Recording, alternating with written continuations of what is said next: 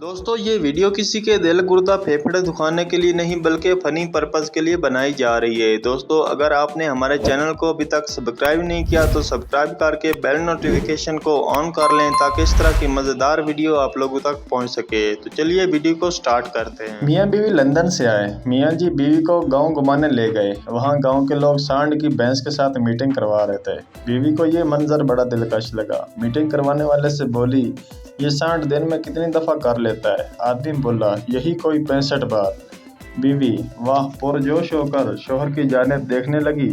कुछ देर बाद शोहर ने आदमी से सवाल किया, ये सांड हर दफ़ा एक फीमेल से करता है क्या? आदमी बोला, अरे हर दफ़ा इसकी पार्टनर चेंज होती है। शोहर ने मुस्कुराकर बीवी की तरफ देखा और बीवी ने नज़रें चुरा ली। साली जीजा से, ऑफर और लोफर में क्या फ़र्क है? जीजा देखो, अगर मैं तुमसे प्यार का इजहार करूं तो लोफर बोलोगी, अगर तुम प्यार का इजहार करो तो ये ऑफर कहलाएगी।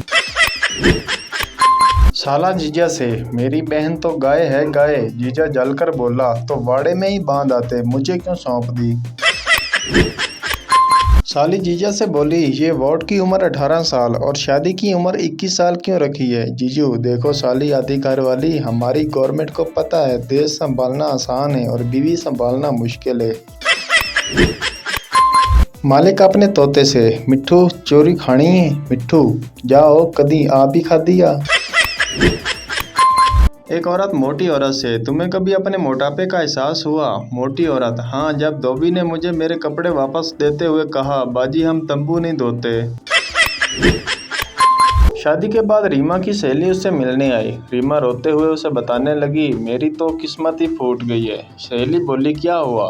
इतना अच्छा तो तुम्हारा शौहर है। रीमा रोते हुए बोली, मेरे शौहर की एक गर्लफ्रेंड भी है। सहेली, तुझे कैसे पता? रीमा, मेरे बॉयफ्रेंड ने मुझे बताया है, वो भी उन्हीं की फैक्ट्री में काम करता है।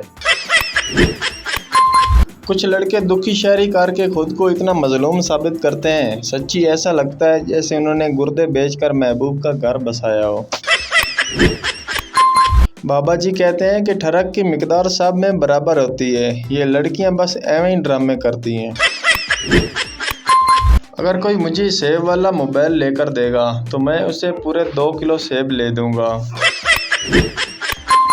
मोहल्ले में औरतों की लड़ाई हो जाए तो 2-3 औरतें ऐसी भी होती हैं जो पीछे खड़ी हल्का हल्का बैकग्राउंड म्यूजिक दे रही होती हैं, आहो नी आहो।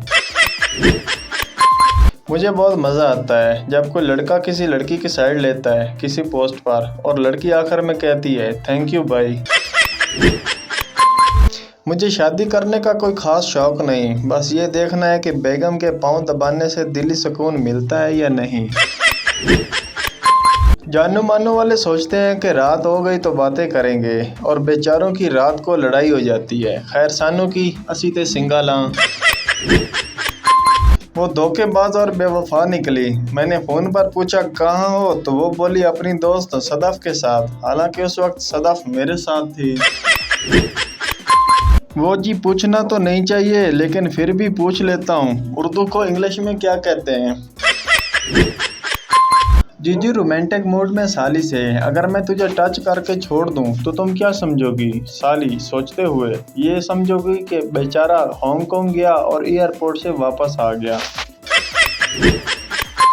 मौलवी साहब दिन भर की भाग दौड़ से फुर्सत पाकर घर वापस लौटे तो बीवी ने कहा, आज मैंने बड़ी हैरत अंगेज बात देखी। मौलवी साहब, क्या देखा? बीवी बोली, मैंने देखा एक मौलवी साहब आसमान पर उड़े चले जा रहे थे। मौलवी साहब बोले, बीवी ज़रा पहचानने की कोशिश तो करो, वो मैं ही था। बीवी, अच्छा, तभी तो मैं सोच रही थी इतने टेढ़े पेढ़े कैसे उड़ रहे हो। एक औरत ने दूसरी औरत से पूछा, जन्नत में मर्दों को तो हूरें मिलेंगी मगर औरतों को क्या मिलेगा? औरत ने जवाब दिया, यही अपने अपने खामिद। औरत ने यही सुना तो सख्त तलफी से बोली, दफा करो फिर, मरने का क्या फ़ायदा।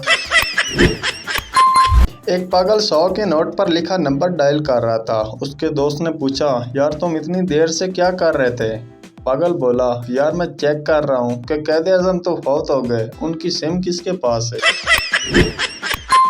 फसाद की जड़ तो लड़के होते हैं, लड़कियों की लड़ाई बस इतनी होती है, पहले उसको कहो बाल छोड़े फिर मैं छोड़ूंगी। बीवी, मुझे नई साड़ी चाहिए, अमेज़न से मंगवा दो। शौहर गुस्से से बोला, जाहिल गवार, वो अमेज़न होता है, अमेज़न नहीं। एक फकीर ने आदमी से कहा, खुदा के लिए मुझे खाने के लिए कुछ दे दो। आदमी, तुम सेहतमंद हो, देखने में भी अच्छे हो, जाओ इज्जत से कोई काम करो। फकीर ने कहा, मैंने खाने के लिए कुछ मांगा है, मशवरा नहीं मांगा। जीजा बेड पे मस्ती कर रहा था, पास साली भी सो रही थी। जीजा को मस्ती चढ़ी और साली को डाल दिया। साली रोते हुए बोली, जीजू मैं हूँ राधा। जीजू बोला, अब काहे की राधा, जब घुस गया आधा। अब नाक और शोर कोई नहीं फायदा, बहन है तेरी सादा, बना रही है किचन में पराठा।